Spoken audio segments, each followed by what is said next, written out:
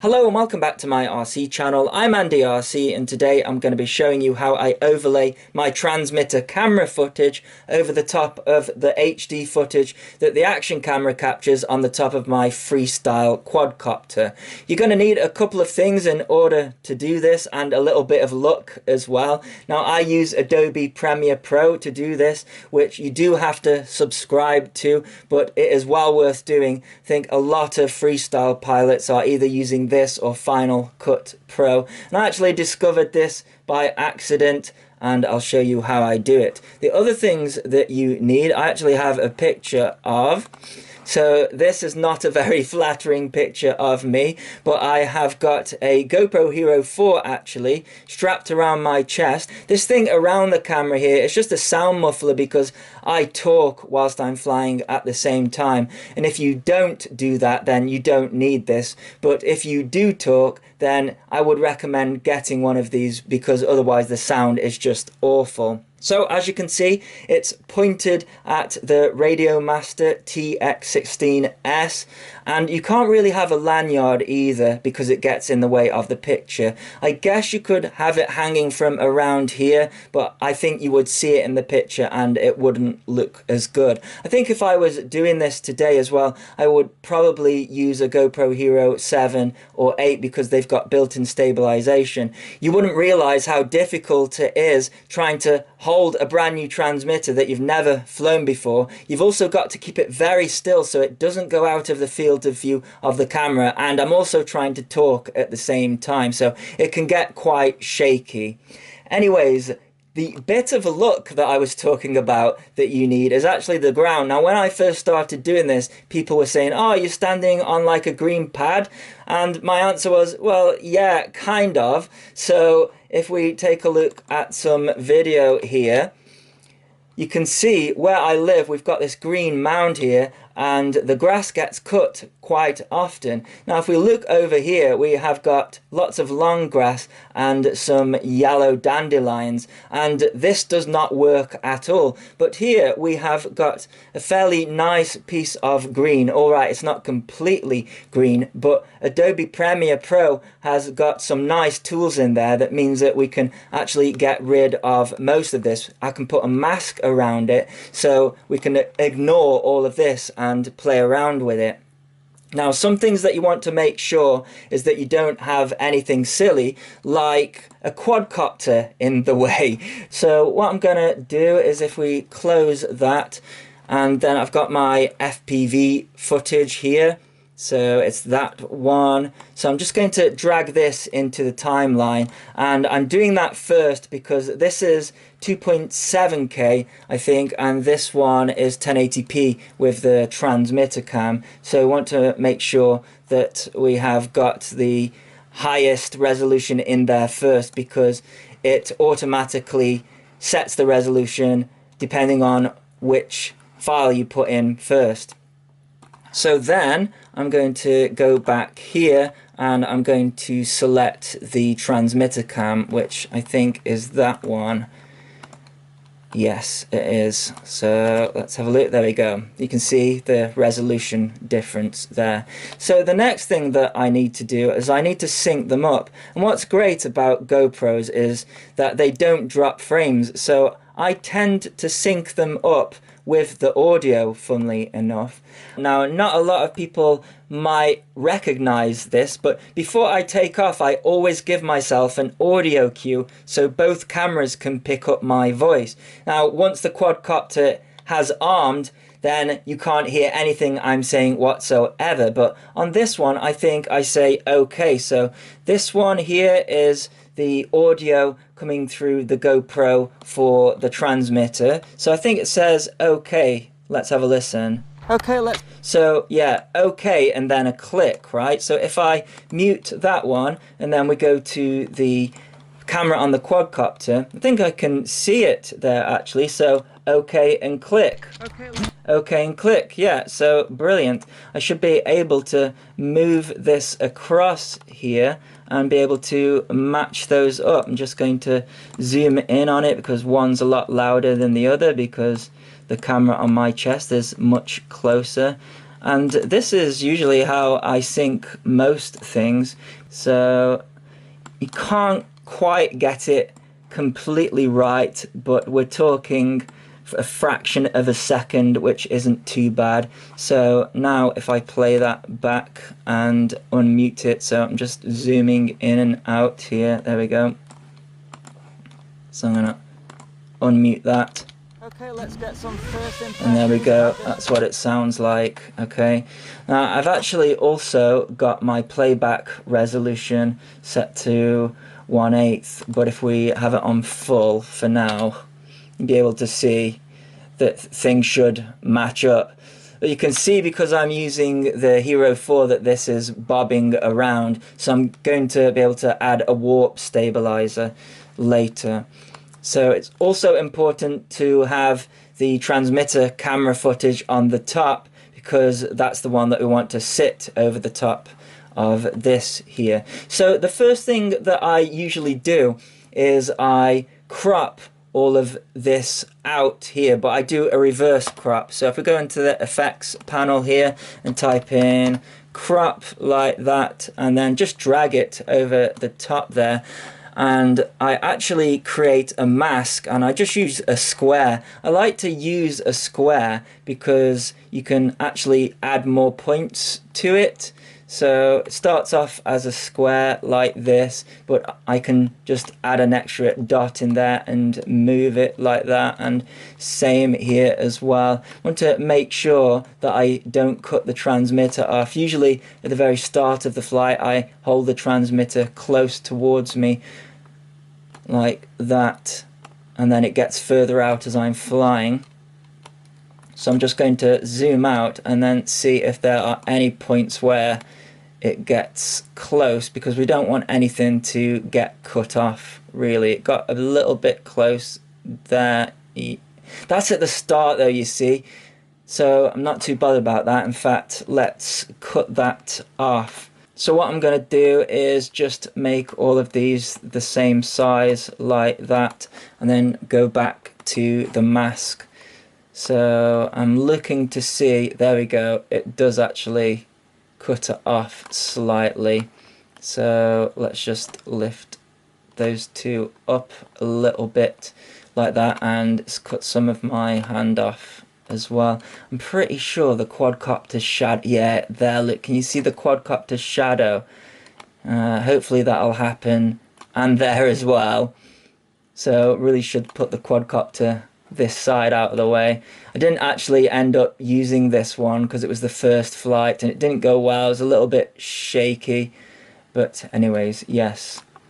So what we need to do now is actually invert it. So if I invert it there, and then I'm going to go all the way left like that. Needs to go 100%. What that does is it's cut the transmitter out, and then if we bring it down using this like that, and then we can perhaps just center it a little bit as well. It's already starting to take shape. The transmitter's a little bit too big. I usually shrink it down, but you know, that's up to you. So the next thing that I'm going to do is we're going to add a color key. So I'm just going to type in key, and this is where Premiere does its magic. So we have got color key there. I'm just going to drop that over the top, but that needs to sit in front of the crop. So just going to move that up the top there. There we go, so it's in front of the crop. So what I'm going to do now is we can select a color here, and I'm just going to go for one down here, but you can see it goes a little bit darker down there. That might cause us some problems. What's great about Premiere is you can do multiple keys and multiple masks, and this is where it's going to start to go slow as well. Now this is a very fast computer, but it takes up a lot of processing power to do this, hence why I usually run at a lower preview quality. But if I click that there, nothing will happen. But if I want to get rid of the feather first of all, I think, on the mask. Let's go here, and let's turn up the color tolerance, and we should start to see the color fade away. There we go. But what we don't want, can you see my hands are starting to fade away there? We don't want that, so we want to bring it back to the point where I don't start fading away. Now, that doesn't look too great, does it? But we have got some extra magic here in Adobe Premiere. So we've got this edge thin, and what that should do is get rid of more of it. You see, it got a little bit too much there. So it's gone down to 5. Maybe I need to select a slightly different color. Sometimes you have to play around with it a little bit, and if it becomes a problem, then I can choose multiple colors if I want. Just try that. That's looking a little bit better. I might need to bring the tolerance down a little bit. Yeah, there we go. So we have got this jagged edge here slightly, and that's what the edge feather is, and it just softens that up just a little bit. We don't want too much of that though. So let's see what that looks like. Now it's going to be very jaggedy when it plays back, because I got my screen recording as well. But what I'm looking for is little bits of green, which we can't see because this is grass all here. So what I'm going to do next is look for any green patches that exist here. Yeah, so we have got some more green here. I think it's a similar tone to the green that we have got here. So what I'm going to do is I'm going to copy this color key, because we can do a second one. I think I have to paste it down the bottom here, and I'm going to lift it above the crop like that. And then I'm going to draw a square and sort of try and get rid of that. Now the computer's starting to go really slow. I wonder if I can change the playback resolution. It's actually the pause resolution, isn't it? Let's go for that and see if that speeds the computer up any. Yeah, that's better. So we can put that there like so. And then if I go back to the pause resolution and full, should be able to see the green again. There we go. So now what I can do is I can select this second color key here, and then select that color, and ta-da, it's disappeared, and there's a little bit down there as well. So let's see if we can get rid of that. It's made it much better. Okay, so let's get rid of all of the masks out of the way now. So let's just go back up there, bring him back like so, get him out of the way, and then press enter, but it's probably not going to play very well. No, not playing well at all. That's how much processing it needs.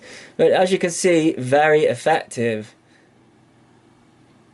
But I'm not done yet. So what I usually do next, tidy up the ends so that they stop at the same time. I also want to see what it's like when we've got some blue sky in the way. Yep, there we go, we have got blue sky, and I'm not seeing any green whatsoever, so that's good news. Now the next thing that I'm going to do is nest the sequence. So what nesting does is it takes all of the effects that we have applied and it makes them into a single file. For example, if you had rotated the image and then you wanted to crop that rotation, if you didn't nest it, it would crop it in the same rotation. But if you nested it and then cropped the nested file, then it would crop it normally. But in this scenario, I'm nesting it because I want to use subwarp so that this can be stabilized and it's a little bit more rock solid when we look at the final edit. So if I right click on here, somewhere there is a nest sequence. There we go. So if I press nest like that, this should turn green here. Then what I can do in the effects is type in warp like that, and then apply warp stabilizer over the top like that, and it says analyzing in the background. Now this does take a long time, and I don't always do it. It depends how shaky my hands are. This is a pretty heavy transmitter, so usually the heavier the transmitter, the more shaky it is. But somewhere down here it will show you the number of frames that it's on. There you go, it's showing you there. It first showed in minutes, but now it's showing in frames, so it's got to do 13,004 frames, and it's going to take 80 to 79 minutes. It does speed up and slow down. It does take a long time to do, so I'll keep that running, and then once it's finished I'll show you what I do when it comes to scaling and exporting it, and then we can take a look at the finished result. Okay, now that's done doing its thing. You can see that it is no longer processing there, and it's also stabilized it as well. Now there are some stabilize options, but I tend to find, because I've cropped most of the picture away, that this stabilize, crop and auto scale works really well. Now if you were to apply this stabilization setting to a full screen, it wouldn't quite look right, but I tend to find this works well. So it's going to zoom in slightly, and it's going to stabilize it nicely, and when it's over the top of the HD footage, I tend to find that it works fine. Of course, you don't need to do this. It took around about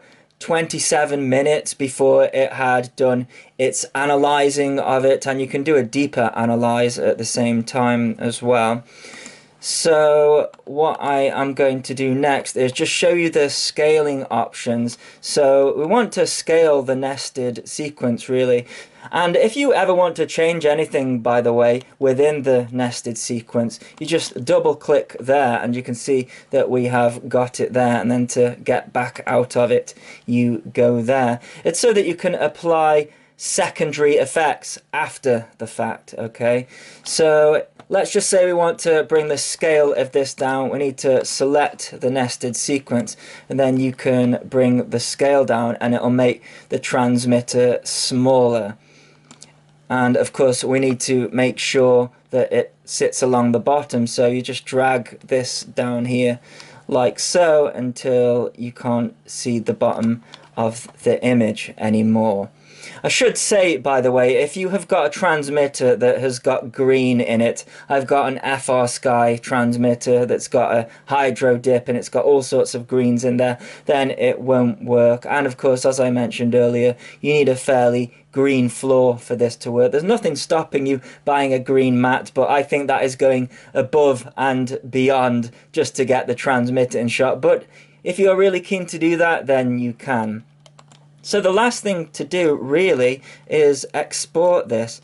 Now I am actually going to unlink the audio from when I was talking so that we just have the quadcopter sound, because that's not going to be any good. And I'm also going to cut out where I say OK and the quad arms, which is there, so you can just see it there. Let me make sure I get the click out. Yeah, so it is there. So what I'm going to do is I set up a shortcut for cutting. You can use the razor tool, which is here, and razor it, but I have set up a Q so that it just brings it all forward and cuts it there. And I've done the same with W as well. So we've got this bit here at the end there where I'm in the grass. So what I can do is if I just press W there, it'll cut the end off. What's really great about that as well is if you have got footage in between there, it shifts it along really nicely. It's saving the project. Yeah, Premiere Auto saves as well. It's probably going to do it slowly because I'm screen recording at the same time.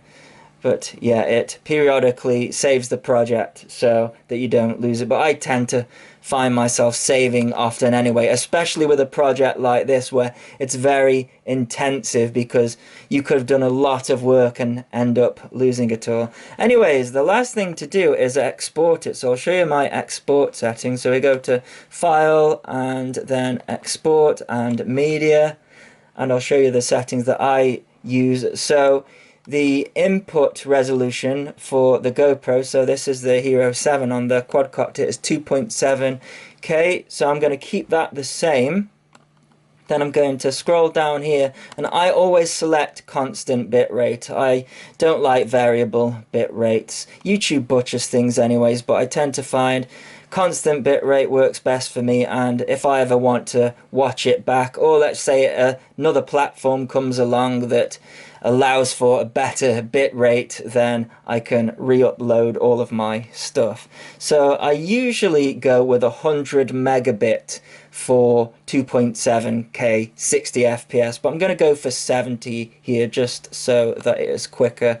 And I don't change any of this down here. I don't upscale or anything like that because it takes longer. And then I just choose the file folder here. So I'm just going to call it T for transmitter overlay, press save, and then export. Now, first of all, it will give us a time of an hour. It's not going to take an hour. It's probably going to take about half an hour. And then what I will do is I will compile all of this video, and we'll take a look at how I did it, and then I'll put this along at the end as well so you can see the final result. So everything has finished processing. It took around about 27 minutes, and we are just over a 3-minute file there. It can take longer, it can be quicker depending on the speed of your computer, and hopefully this will show you how you can cut out your transmitter and key out all of the colors around it. You could perhaps do trick tutorials or just be different than the rest, which is the reason why I ended up doing it.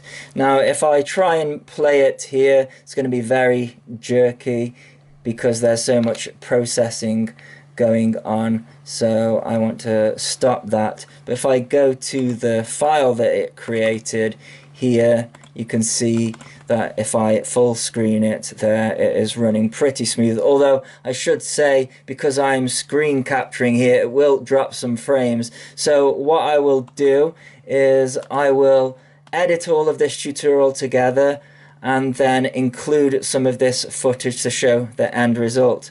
And there you go, that is how I put my transmitter in my FPV footage. I can't use it as well as some people because I fly mode 1. I'd love to be able to do trick tutorials, but the majority of people fly mode 2, so hopefully it will be more useful to you. And if you do end up using this method, then if you want to mention that you learned how to do it from me, then that would be great. But if not, then it's out there if you want to use it.